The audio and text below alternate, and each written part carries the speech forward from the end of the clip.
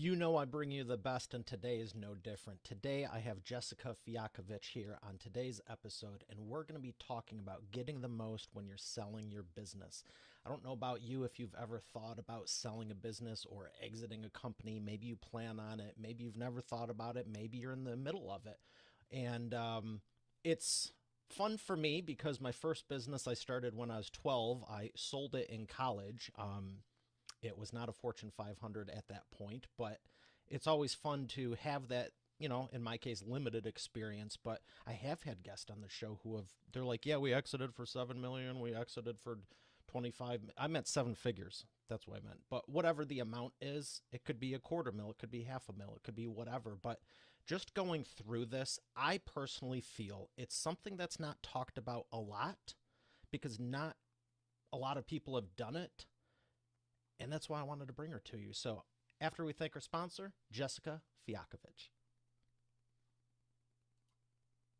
Every business needs a book, including yours. Visit freebusinessbookpublishingcourse.com today to learn the 7 steps to publish and promote your nonfiction lead and profit-generating business book in 8 weeks. Once again, that's freebusinessbookpublishingcourse.com. Here she is, ladies and gentlemen, Jessica Fiakovich. Jessica, how are you feeling today? Oh, it's my pleasure. I have no doubt you're a wealth of wisdom, so I'll let you just share why exiting companies, what drawn you to this.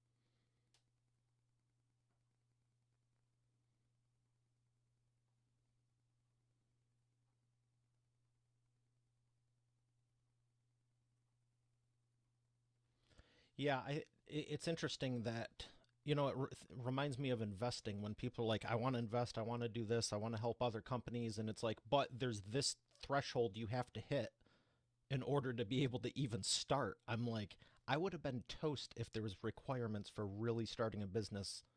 You know what I mean? You need 10 million in the bank at 12, like really, really.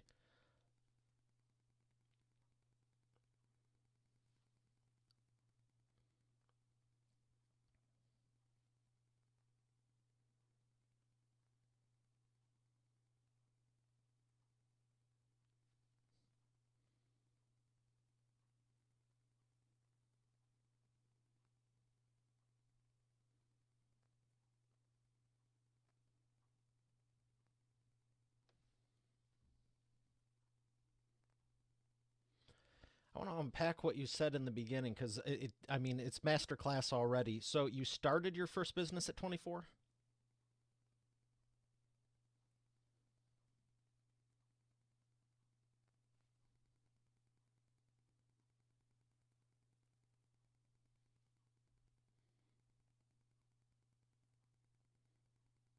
and I'm sure you're not going to say the name, right?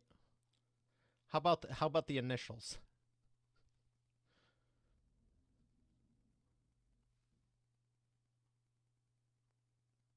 Okay,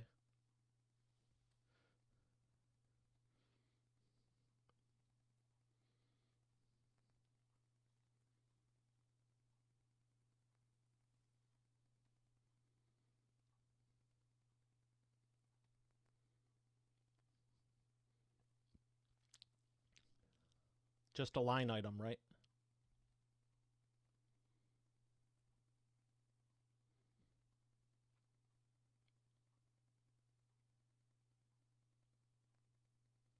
And how long after you started it did you sell it?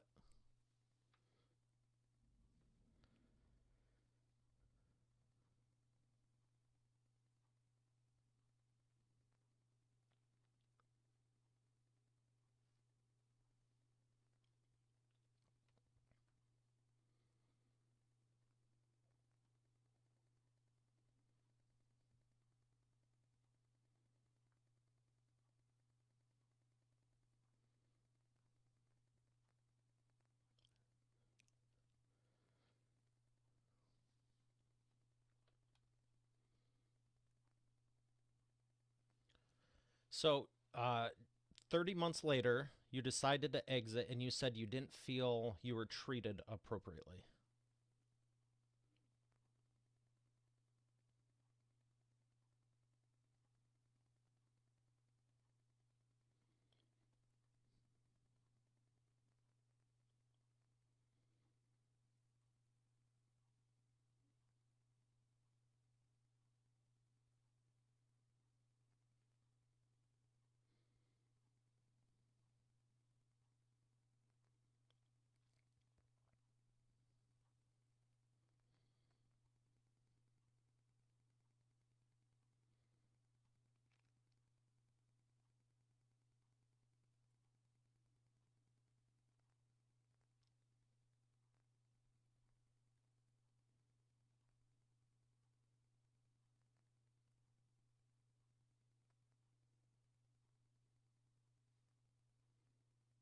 Wow, that's not too uh, long of a time at all.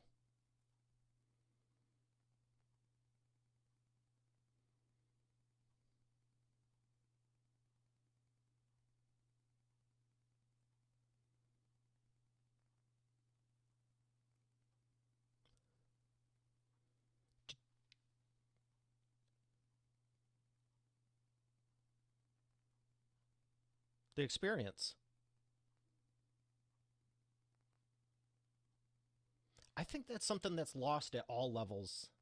I got to be honest. There, like, if someone wants my business, if they're just like treat me like that transaction, absolutely not. I mean, there's people I've paid substantially more just because I knew it would be a better experience. Because it's like, I don't know about you, but this is like fun. I didn't want a job. The business is like what I do, and it's like, okay, so I talk to you. This part of my life now sucks. I talk to you. This part of my life now. It's like it might not be a job, but it feels like it. So why wouldn't you give someone a great customer journey, client journey, whatever you want to call it? Like, I can't even wrap my head around it. Why you'd just be like, here's the email. Sign this. Bye. We'll talk in 3 months. Sign this. Like, really?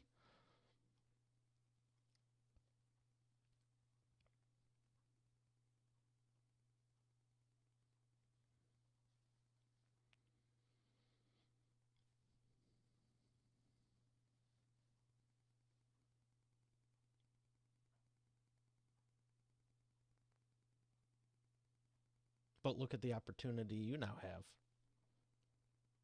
I have not done what you've done, but I can relate to the I see problems, I'm going to fix it and make it better for everyone else.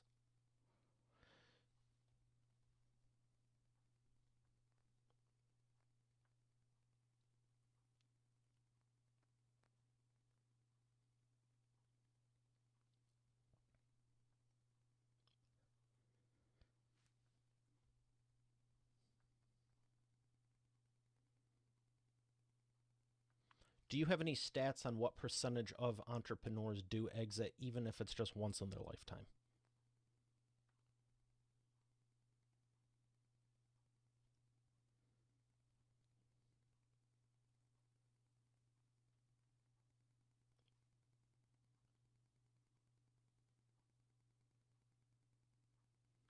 That's higher than I thought. I was guessing around 4 or 5. 13's pretty good.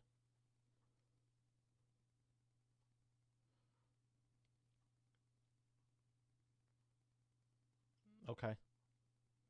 So 13%, you're talking just under 6% of the market, and they end up closing their doors. And what would you say? Let's go back to when you sold your business and all of that. Were they looking for 5, 10 mil minimum to get their business to that point? Is that generally what the exits around, and that's why they did? Why do you think most businesses can't exit?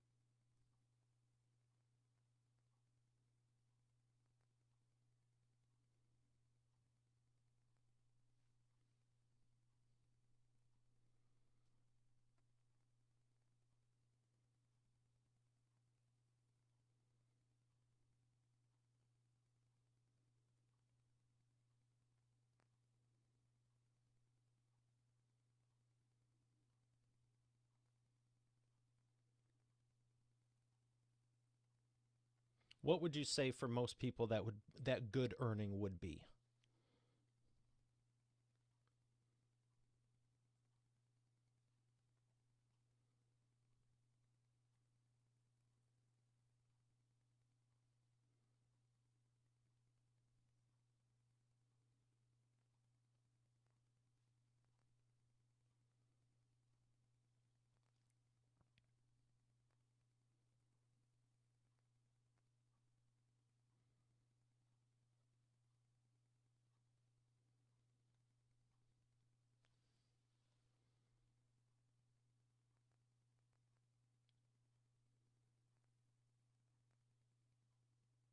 Okay. So so I want to ask you about the people who are buying them because I've actually seen ads quite a bit that's like, why start a business when you can buy one?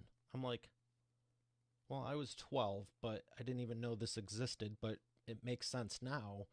What would you say are the businesses that get sold the most, bought the most, and who is buying them? Is it a doctor who has the money, half a mil lying around, or I would? It just sounds like it would be more of a corporate background that would have $1 million lying around of their own money to be buying them.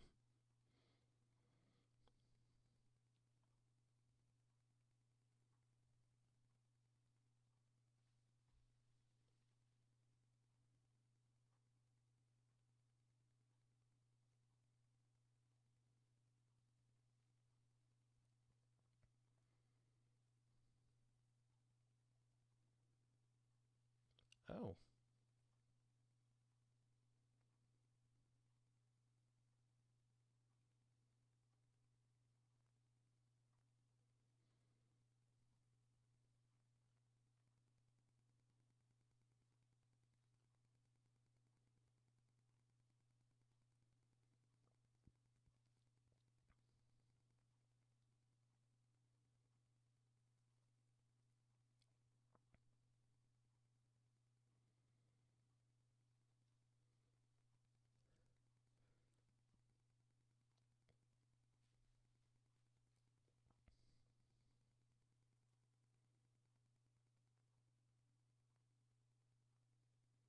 yeah, those are great businesses.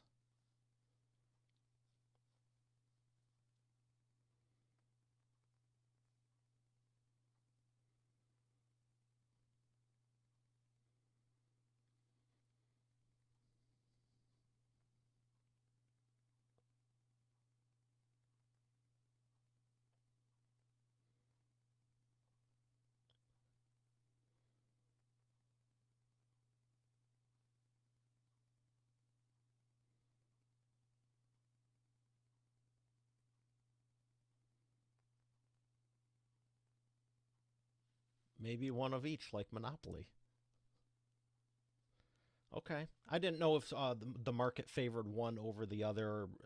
And I think it's going to come down to the passion, too. If you have no idea what you're doing in XYZ category, maybe getting into that business might not be smart unless you're literally just investing in a portfolio going, I'm going to have people running this stuff. Maybe it is just a line item to you, or maybe a little bit more than that. But have you seen people do that where they have no, I don't want to say no desire for the company, but it's not their background. Okay.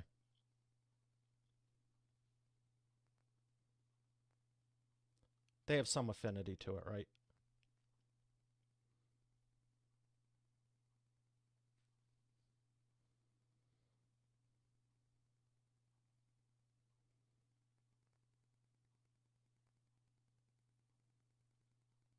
Okay.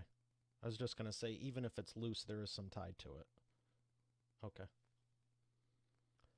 Who's been your biggest, funnest deal you've done?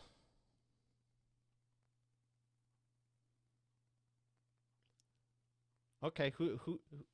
Let's do both, one of each.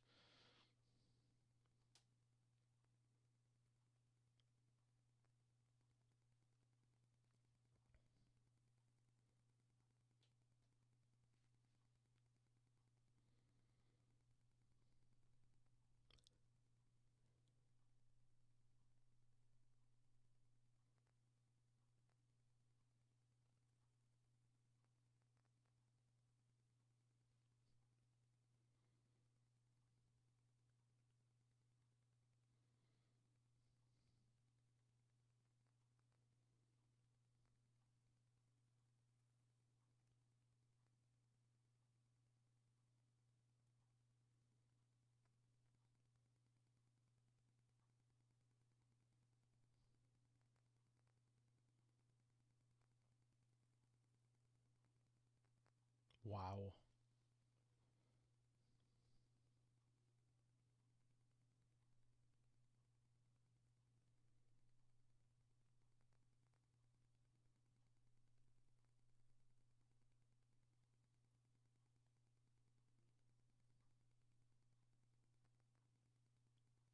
Yeah, I can imagine.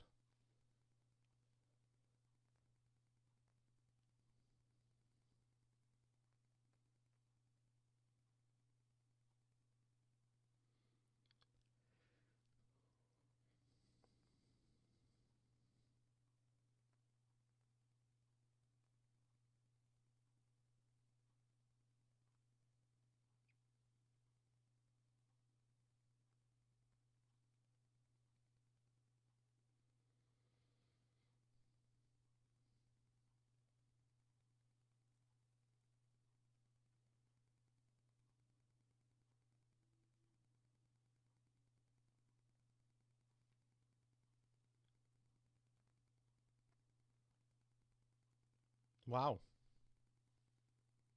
That's a real good case scenario. Mm-hmm.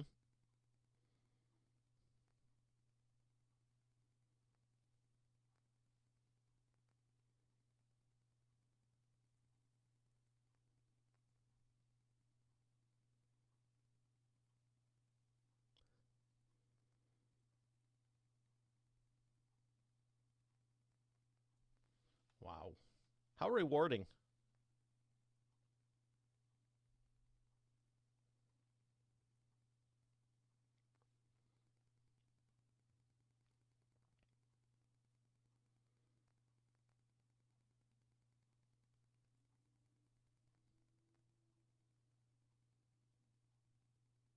Mm-hmm.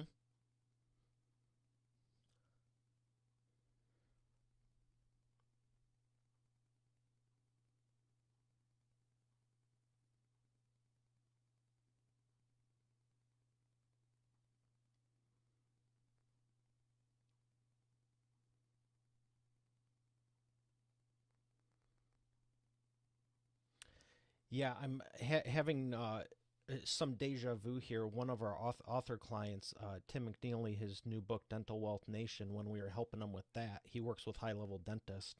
And it was the same thing. I'm asking him like questions like I am with you. And he's like, these people really don't care about the money. They've got plenty of it.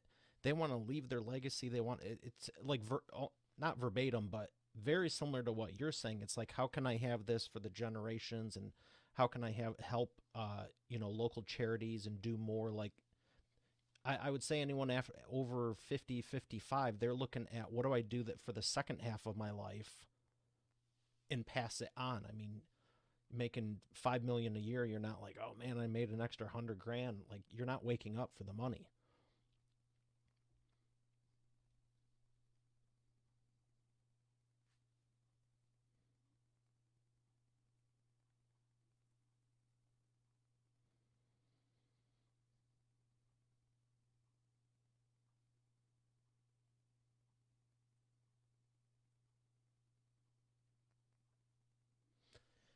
Have you seen anyone exit their business to roll it over into a new one?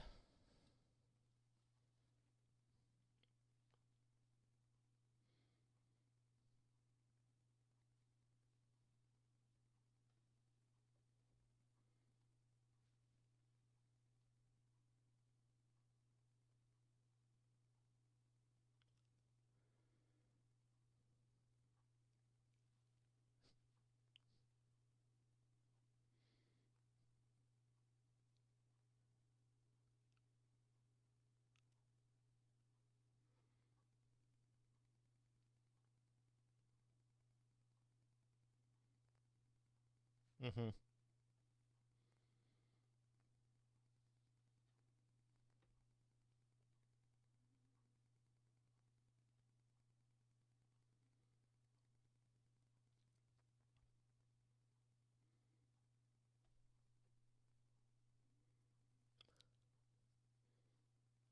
Yeah, and that must be nice too, because you're even thinking about it, you can go, hey, I want to start back up in 6 months from now. Then you get the ball rolling, and maybe you could have something ready to go by the time you're ready.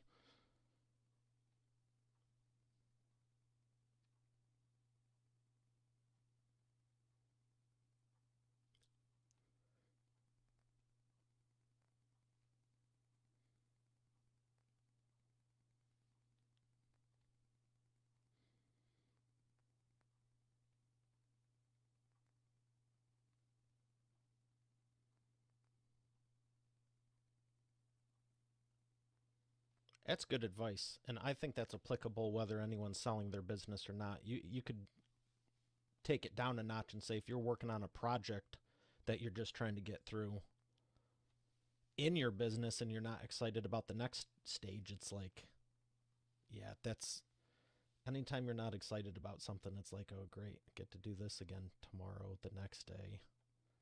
Not fun.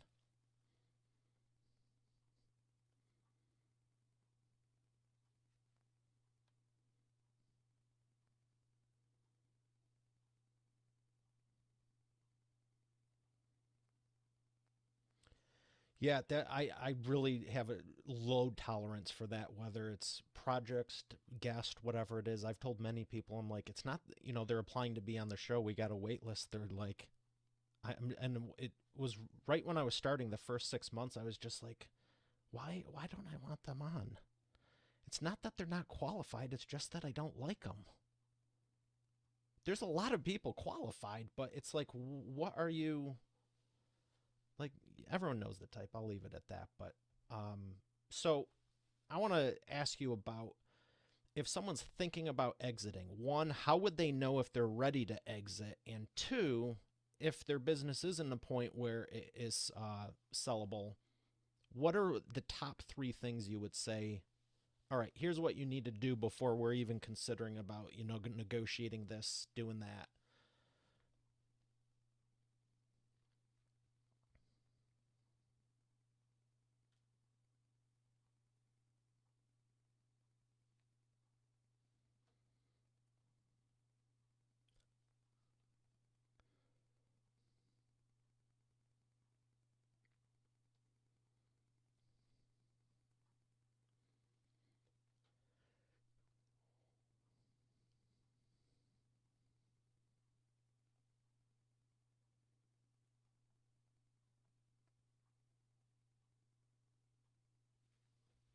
Mm,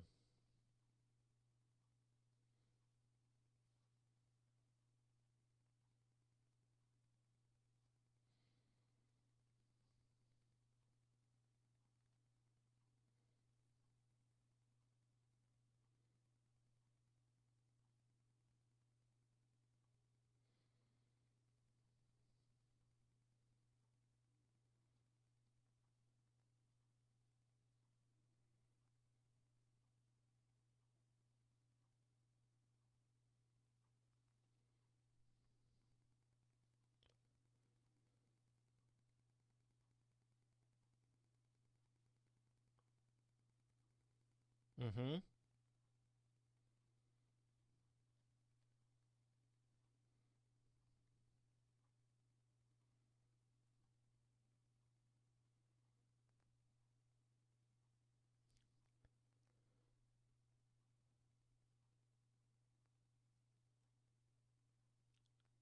I could totally see that playing out in a movie. Like, I've been waiting for you, and then you hand them a binder with like everything completely systematized. And um, what would you say are a couple things people should? I have a few on my mind, but what do you think are a few? What do you think are the top things people should consider fixing now, whether they plan on selling or not?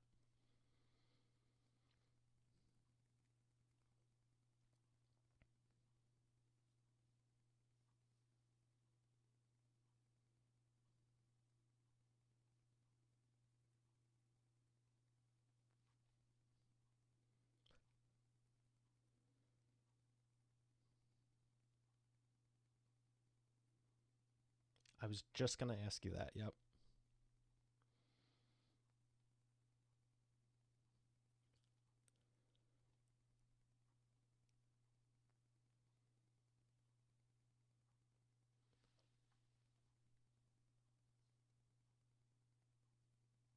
What should the what's the minimal profit margin someone should have it if expectant to sell?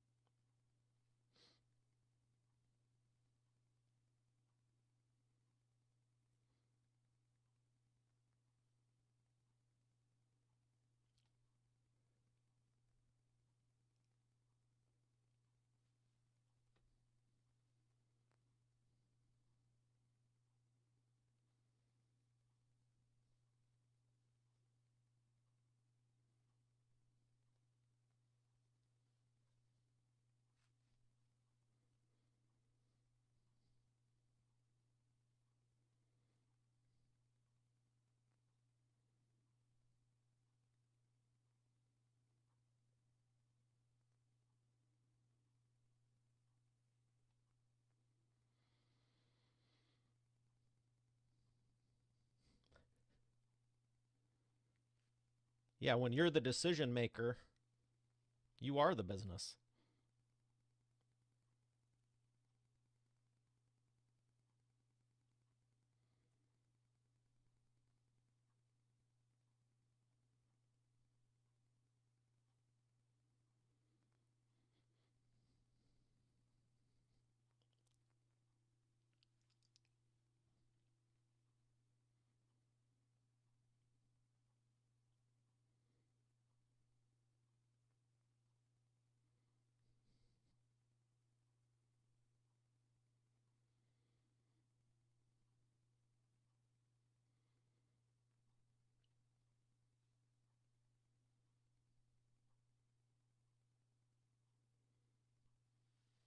So handing them a box of receipts probably isn't in your best interest.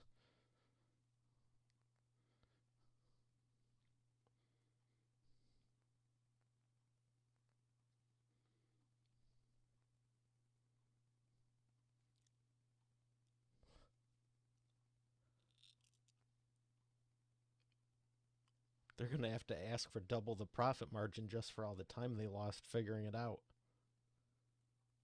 I had a client years ago when we were solely marketing.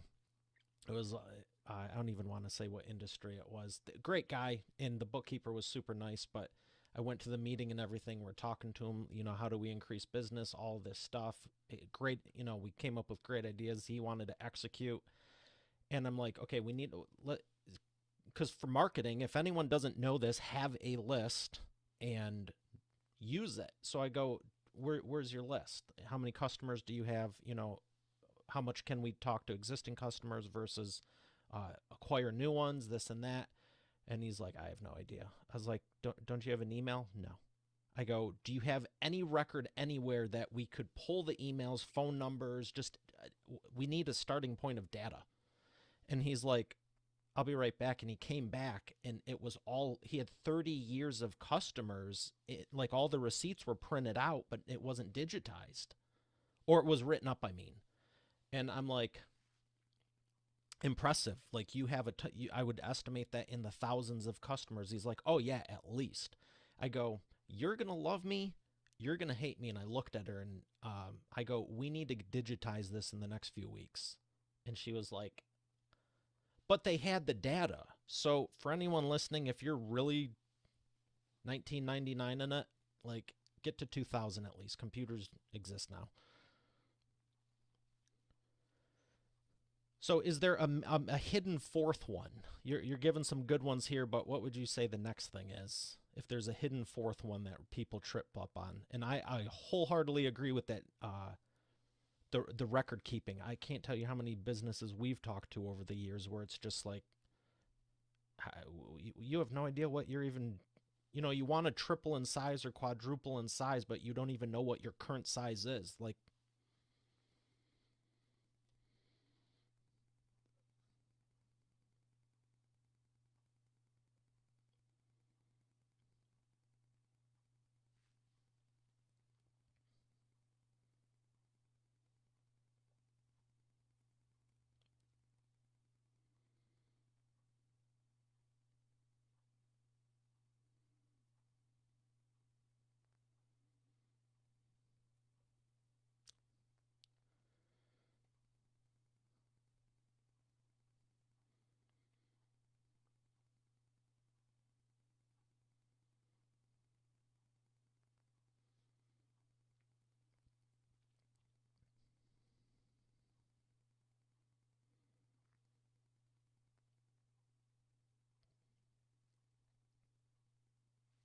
oh, mismanage expectations.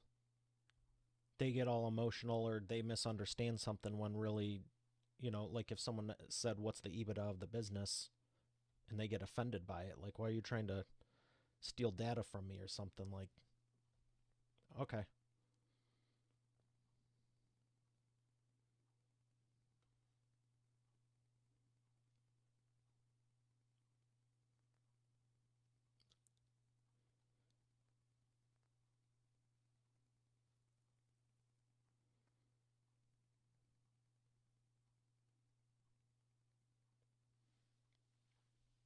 That's fantastic.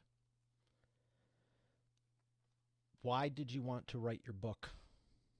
You clearly already have a successful business. You've had it for a while. You are the expert. But why did you want to do the book?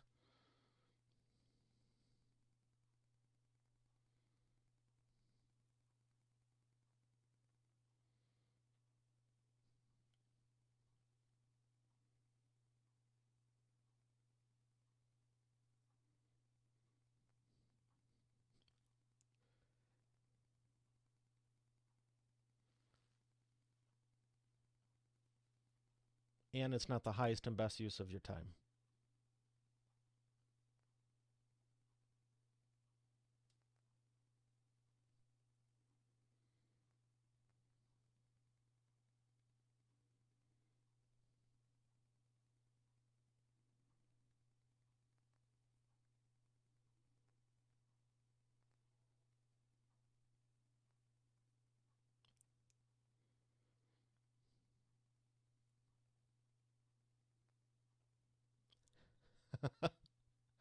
Yeah, and it's great. And I like it with mine, and it's why we publish books for people. It's like if someone doesn't have 20 or 30 bucks, but they expect you to sit there for hours and hours and hours giving away thousands and tens of thousands of dollars worth of advice, millions in your case, I think it's that mismanaged expectations. It's like, what's that quote? Givers have to put limits because takers never do. It's some variation of that by someone smarter than me, but I'm like, oh, I can relate to that way too much, unfortunately. But yeah, it's a great way, and I'm glad you did. I have one other question before we thank our sponsor, but it's the wheel of whatever, yellow or black. Okay, look at that. Just happened to stop on the one you wanted. Question for you. What's a business you haven't bought yet that you want to?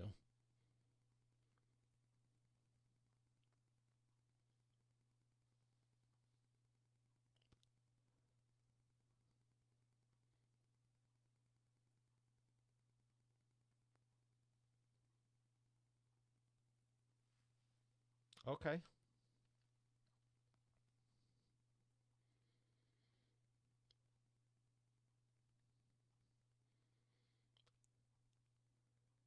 Drink the wine from your first company?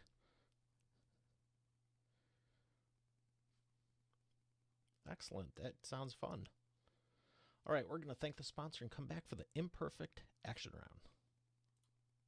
You're already the expert, but have you transformed your expertise into a tangible asset that will generate and qualify leads while increasing profit for you 24/7? And if so, how well are you promoting it? With the Expert Authority Effect publishing method, it's easier and faster than ever. Visit freebusinessbookpublishingcourse.com today to learn the 7 steps to publish and promote your nonfiction lead and profit generating business book in 8 weeks. Visit freebusinessbookpublishingcourse.com to get started now. Once again, that's freebusinessbookpublishingcourse.com.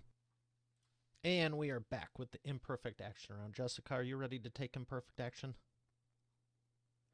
First question for you. What's the fastest path to the cash?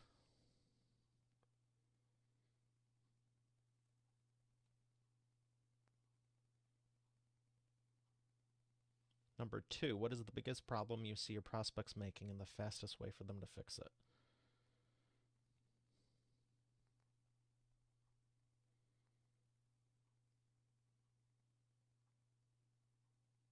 Number 3, what's the best way to maximize customer lifetime value?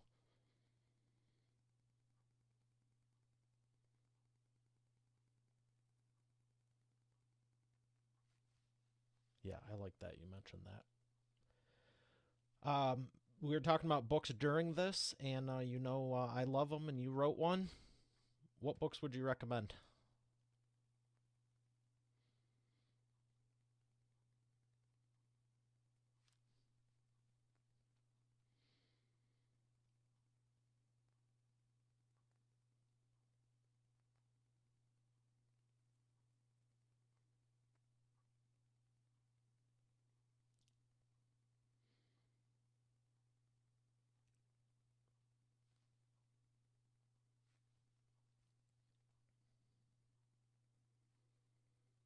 Excellent.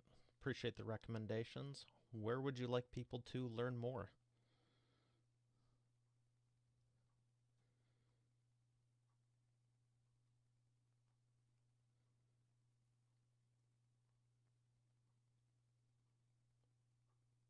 All right. Well, Jessica, thank you so much for sharing everything you have. Congrats on your book and business. It's been a pleasure. All right, expert. All right, expert authority world. We have another great episode here today. I'll see you on the next one.